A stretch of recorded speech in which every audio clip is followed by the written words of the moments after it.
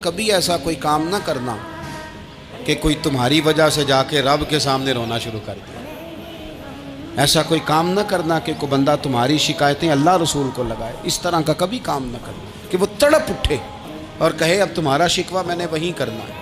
कुछ लोगों की शिकायतें करनी पड़ती हैं, अल्लाह रसूल की बारगाह में भी, अपने मशाइख की बारगाह में कर देते हैं। बाज़ औक़ात इंसान वो बेबसी के आलम में करे या बहुत ज़्यादा तकलीफ़ उसे सहनी पड़े तो तब करे, हो जाता है। तो एक तो ऐसा करें ना, और कोशिश करें लोगों को माफ़ कर दें, अपने दिल से चीज़ें निकाल